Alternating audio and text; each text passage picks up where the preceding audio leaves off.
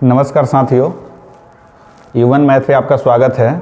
आज हम लोग बात करने वाले हैं एक इंटीग्रेशन का बेहद ही इम्पोर्टेंट टॉपिक है, जिससे हर बार आपके पेपर में लॉन्ग क्वेश्चन ही सिर्फ आता है, कभी कभी उसके फार्मूले से ऑब्जेक्टिव भी उठा लेता है। तो ये चैप्टर जो है आपको जितना हम आपको प्रत्येक चैप्टर बाय चैप्टर आपको प्रॉब्लम करा रहे हैं हम लोग। तो चैप्टर बाय चैप्टर में क्या करा रहे हैं, जो आपके पेपर में छपने वाला है सिर्फ और सिर्फ उसी चैप्टर से 2, 4, 5 जितना आपसे पेपर से बनने वाला है वही सवाल सिर्फ आपको दे रहे हैं। जो लोग अगर इस चीज़ को नहीं देख पा रहे हैं या नहीं पढ़े हैं, जब पढ़े हैं तो उस वक्त तो अभी इस वीडियो को देख के भी उस चीज़ को आप सीख सकते हैं। तो आज हम लोग स्टार्ट करने वाले linear differential equation. Differential equation का एक बेहद ही संजीदा बहुत ही इंपॉर्टेंट टॉपिक है लीनियर डिफरेंशियल इक्वेशन, जिससे आपके पेपर में लॉन्ग हर साल पूछता है और साथ ही साथ कभी कभी उसके फॉर्मूले से निकालने के लिए कुछ ऑब्जेक्टिव में दे देता है। तो वही सवाल हम देंगे जिससे गेस पेपर कुछ दिया जाता है, गेस क्वेश्चन। तो जो गेस क्वेश्चन है जो आपके पेपर में बन सकता है उसी सवाल का सलूशन कराएंगे। तो इस चैप्टर में उससे बाहर कभी नहीं पूछ सकता है आपसे।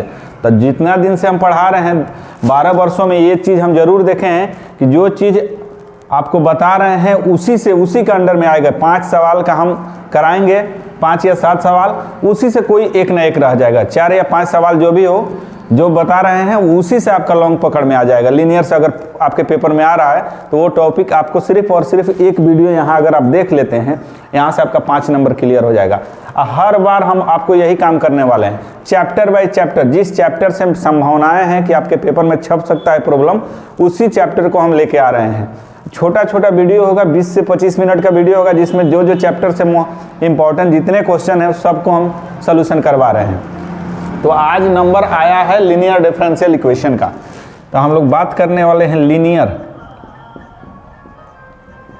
डिफरेंशियल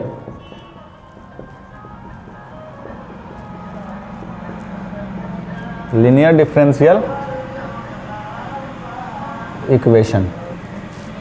लीनियर कहने से ही इसका हिंदी हो रहा है कि एक रेखीय, कुछ करके होता है इसका हिंदी, एक रेखीय समीकरण या जो भी हो, इसका जो हिंदी होता हो। तो लीनियर डिफरेंशियल इक्वेशन का हर चीज़ का अपना एक फॉर्म होता है। जहाँ कहीं भी अगर आप जाते हैं, अगर किसी दुकान में चले गए तो जलेबी बनाने के लिए उसका अपना अलग फर्मा होता है। ईंट भट्ठे पे अगर चले जाते हैं तो मिट्टी सबसे पहले काट का एक बर्तन होता है, उसमें डाला जाता है, उसके बाद मिट्टी को बाहर निकाला जाता है तो ईंट का शेप ले लेता है। उसी तरह से लीनियर डिफरेंशियल इक्वेशन का भी अपना एक शेप होता है। उसी शेप को अगर फॉलो करता है, उसी फॉर्म को अगर फॉलो करता है तो उसको हम लोग लीनियर डिफरेंशियल इक्वेशन मानते हैं। तो वो किस तरह का फर्मा है, उस फर्मा को हम लोग जानने का प्रयास करेंगे। तो लीनियर डिफरेंशियल इक्वेशन का फर्मा होता है dy/dx plus py equal to q। dy/dx plus py equal to q। इसमें 2 फॉर्मे होते हैं। पहले इस फॉर्म को अगर फॉलो नहीं करता है तो एक दूसरा फॉर्मा होता है dx/dy plus px equal to q। तो ये सबसे इंपॉर्टेंट है। ये 2 टॉपिक है लीनियर डिफरेंशियल इक्वेशन का। तो आप अगर लीनियर डिफरेंशियल इक्वेशन का फॉर्म को अगर समझ लेते हैं, पकड़ लेते हैं, तो प्रॉब्लम आप आसानी से वहाँ से बना सकते हैं।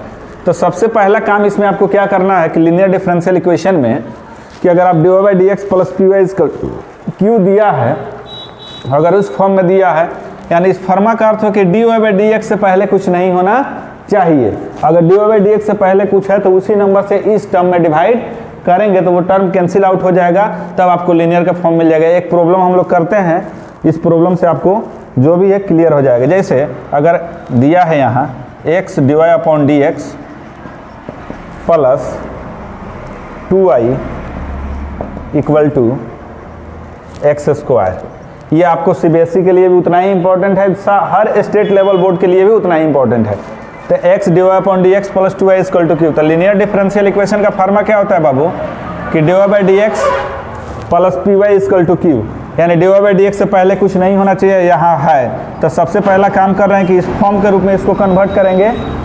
तो dy/dx से पहले यहाँ क्या दिया है, x दिया है, तो पहले x हटाएंगे तब नहीं, चूँकि फॉर्म में यहाँ आगे x नहीं होता है। तो इसके लिए dividing each term by X. X से अगर आप डिवाइड करते हैं तो X X cancel out, dy by D x plus 2 y upon X equal to X square by X. 2 से 1 कैंसिल हो गया बाबू। अब dy by D x plus 2 by X into Y equal to X. अब देखिए ये जो form होता है dy by D x plus P Y equal to Q, तो ये dy बाई डी एक्स यहाँ जो पहले था उसको कैंसिल आउट कर दिया, तो यहाँ पे dy बाई डी एक्स से पहले कुछ नहीं है और यहाँ भी कुछ नहीं है, यानी y का कोफिशिएंट जितना होगा इसको p बोलते हैं। तो यहाँ y का कोफिशिएंट क्या है 2 अपॉन एक्स, यानी p का भी वैल्यू मिल जाएगा। इक्वल टू के बाद जितना होता है उस सब q को बता रहा है, यानी आपका ये फॉर्मा लीनियर डिफरेंशियल इक्वेशन का dy by D x plus P Y equal to Q, तो dy by D x plus 2 by X into Y equal to Q, यानी ये जो कंडीशन था पहले लीनियर के फॉर्म में नहीं था, इसको हम लोग चेंज कर दिए। ये जो आपको दिखाई दे रहा है अब जाके लीनियर के फॉर्म में कन्वर्ट हो गया। अब यहाँ से कोफिशिएंट को इक्वेट करेंगे, इस फॉर्म को बाद में देखते हैं। तो यहाँ से p का वैल्यू क्या हो जाएगा बाबू 2 अपॉन एक्स हो जाएगा, q का वैल्यू क्या हो जाएगा x हो जाएगा। तो y का कोफिशिएंट जो होता है उसको p बोलते हैं। यहाँ है ना y का कोफिशिएंट p, तो यहाँ भी y का कोफिशिएंट चाहे कुछ भी लिखा हो p होना चाहिए। बीच में यहाँ प्लस है तो यहाँ भी प्लस है, इक्वल टू के बाद कुछ भी लिखा है वो q को शो करता है, तो हमने q लिख दिया। उसके बाद बाबू इसमें हम लोग IF निकालते हैं, इंटीग्रेटिंग फैक्टर जिसको बोलते हैं। IF निकालेंगे, इसको हम लोग क्या बोलते हैं इंटीग्रेटिंग फैक्टर। तो e के पावर इंटीग्रेशन p dx, अब ये आपका हो जाएगा इंटीग्रेशन p का value 2 upon x D x.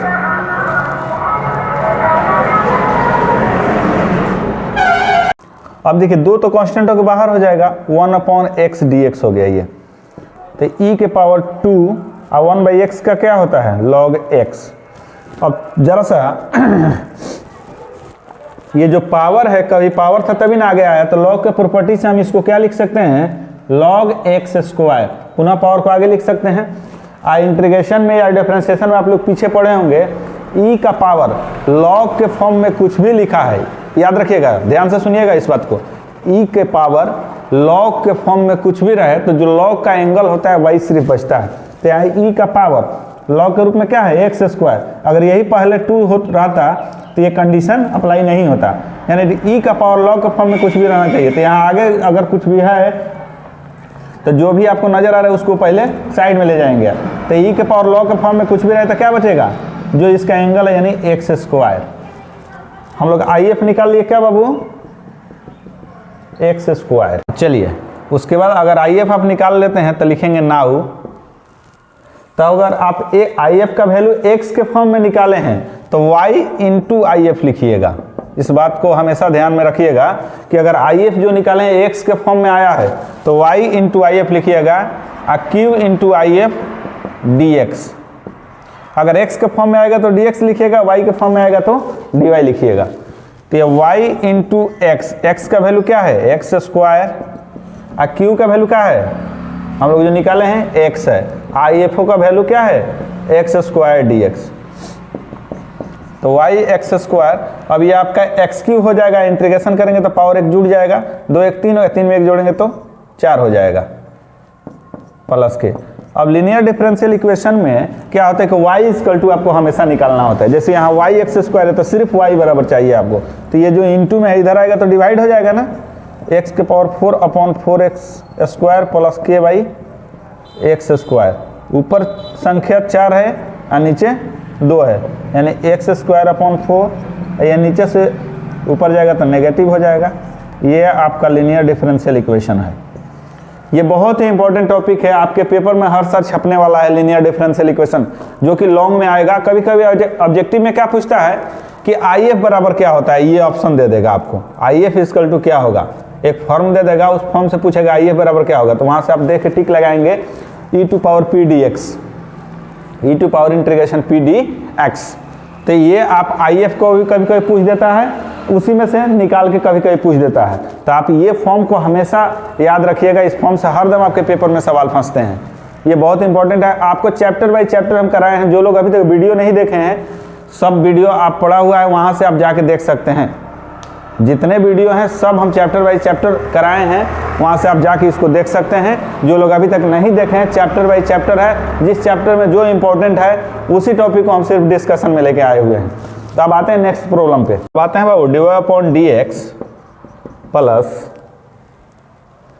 sec x into Y equal to tan x।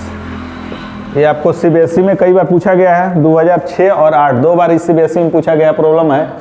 तो इसको आप ध्यान से देखिए। जो लोग अभी तक चैनल को सब्सक्राइब नहीं किए हैं, प्लीज़ चैनल को सब्सक्राइब करें, अपने दोस्तों में शेयर करते रहें, क्योंकि सब लोगों के लिए इंपॉर्टेंट चीज़ है। बहुत लोग अभी नहीं जानते हैं।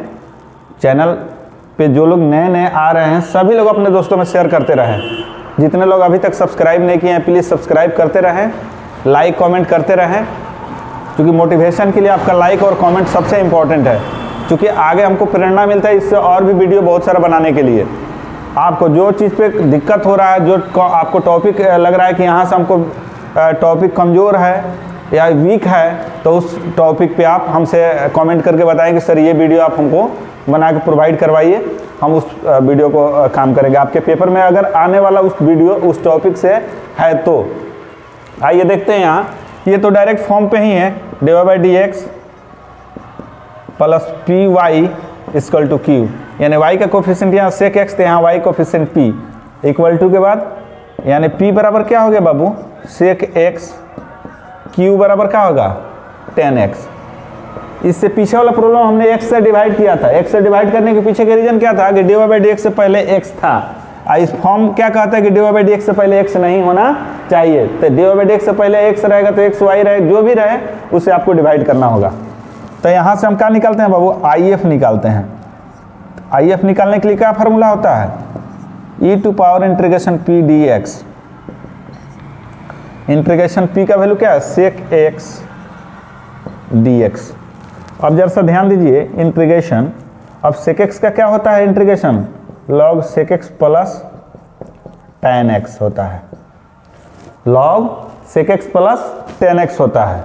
अब हम क्या करेंगे यहाँ से, अब e यहाँ भी तो e साइलेंट रहता है बाबू, तो e के पावर log के फॉर्म में कुछ भी रहता है तो सिर्फ और सिर्फ क्या बचता है, एंगल बचता है। यानी क्या बचेगा, sec x plus tan x।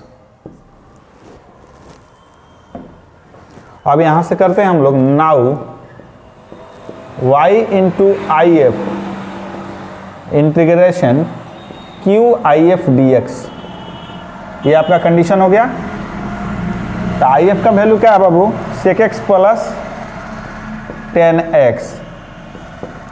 Q का वैल्यू है tan x into I F sec x plus tan x dx। अब sec x plus tan x है तो इसमें मल्टीप्लाई कर लेते हैं, तो sec x इंटू क्या हो जाएगा, tan x हो जाएगा, अब प्लस tan स्क्वायर x हो जाएगा। एकदम आपके पेपर में ये छपने वाला चीज़ है, एकदम बिल्कुल आप लोग देख के जाइएगा। लीनियर डिफरेंशियल इक्वेशन को एक लॉन्ग जरूर आएगा आपके पेपर में यहाँ से। तो जो लोग अभी तक लीनियर डिफरेंशियल इक्वेशन नहीं पढ़े हैं, सिर्फ इस वीडियो को देख के भी आप फाइनली सीख सकते हैं। तो अब sec x tan x का इंटीग्रेशन क्या होता है बाबू, sec x into tan x का इंटीग्रेशन, tan x का जो इंटीग्रेशन होता है बाबू sec x होता है। tan स्क्वायर x का कुछ इंटीग्रेशन नहीं होता है, तो उसको हम क्या करते हैं, sec स्क्वायर x माइनस 1 कर देते हैं। sec x हो गया और sec स्क्वायर x का आपका tan x हो गया, integration minus x plus k, y into sec x plus tan x हो गया। ये इधर मल्टीप्लाई में इधर आएगा तो डिवाइड हो जाएगा, इतना भी आप लिख सकते हैं तो भी कोई मुश्किल नहीं है। नोट कीजिए इसको। Another form of linear differential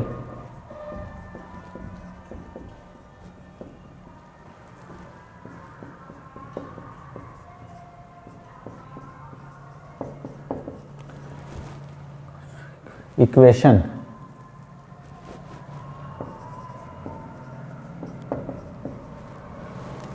another form of linear differential equation.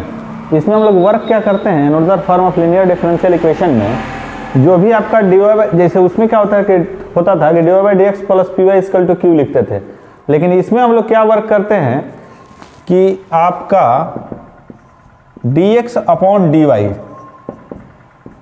Equal to P X plus P X equal to Q, ये कंडीशन यहाँ हम लोग अप्लाई करते हैं। अगर पहले तो कोशिश करेंगे कि फर्स्ट वाला फॉर्म पे सेटअप हो जाए, अगर फर्स्ट वाला फॉर्म पे सेट नहीं होता है तो उसको चेंज करके देखा जाता है। आपको y dx plus x minus Y square D Y equal to 0, ये कंडीशन है बाबू।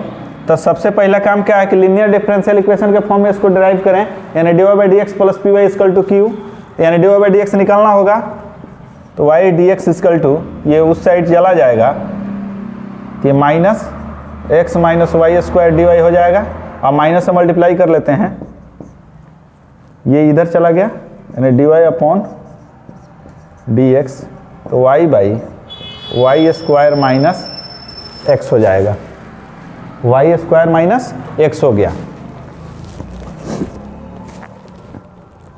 अब देखिए इस माइनस से मल्टीप्लाई करते हैं, पहले आ गया और ये लास्ट में चला गया। अब ये D Y by D x plus P Y, यहाँ से वाई को अलग अलग करना थोड़ा सा कठिन काम है, तो इससे पता चल जाता है कि ये जो फर्स्ट फॉर्म आपको लिखवाए हैं लीनियर डिफरेंशियल इक्वेशन का D Y by D x plus P Y equal to Q, उस फॉर्म का सवाल नहीं है। ये जो सेकेंड वाला फॉर्म हम लिखे हैं इस फॉर्म का है ये। तो हम कोशिश करते हैं अब इसको चेंज करेंगे, तो D X upon D Y equal to हो जाएगा Y square minus X by Y, तो ये आपका हो गया D X by D Y. अब दो पार्ट्स में इसको तोड़ देते हैं, अब दो से एक कैंसिल आउट हो जाएगा, इसको इस साइड लेके आ गए, D X upon D Y plus X by Y equal to Y. तो इसमें x के कोफिशिएंट को p बोलते थे, फर्स्ट वाले फॉर्म में क्या है y के कोफिशिएंट को हम लोग p बोलते थे। तो यहाँ से हम कोशिश कर रहे हैं कि यहाँ से p का वैल्यू क्या हो जाए 1 अपॉन वाई, x का कोफिशिएंट क्या हो जाएगा 1 अपॉन वाई हो जाएगा, और q इक्वल टू वाई हो जाएगा। अब यहाँ से if निकाल लेते हैं। अब if निकालने के लिए जो फर्स्ट वाला टर्म था उसमें if निकालने के लिए हम लोग e to power p dx लिखते थे, p dx। अगर p निकाले हैं y के फॉर्म में तो यहाँ क्या लिखिएगा p dy निकालिएगा, ठीक है ना। तो p का वैल्यू क्या है 1 अपॉन वाई डी वाई, तो 1 अपॉन वाई का क्या हो जाएगा बाबू 1 बाई वाई का लॉग y हो जाएगा। अभी आपसे बोले हैं कि e के फॉर्म में लॉग के रूप में कुछ भी रहे तो जो एंगल है सिर्फ और सिर्फ वही बचता है, यानी क्या बचेगा सिर्फ y बचेगा। अब यहाँ से लिखिएगा नाउ, उसमें हम लोग लिखते थे y इंटू आई एफ, तो इसमें क्या x इंटू आई एफ लिखते थे, इसमें क्या लिखेंगे x into I F integration q I F D x. तो x इंटू आई एफ का वैल्यू y हो गया और q का वैल्यू y है, आई एफ भी y है, तो y में y से मल्टीप्लाई करेंगे तो वाई स्क्वायर, वाई स्क्वायर का इंटीग्रेशन y के पावर 3/3 प्लस k। अब ये इंटू में इधर आएगा तो वाई इक्वल टू निकालते थे, इसमें क्या निकालेंगे x इक्वल टू, तो y के power 3/3y plus k upon y। अब बाबू ये एक है और ये दो बार में कैंसिल आउट हो जाएगा, यानी x equal to Y square by 3 plus k नीचे से ऊपर चला गया। यही दो फॉर्म है जिसके सहारे आपसे लीनियर इक्वेशन में प्रॉब्लम पूछेगा।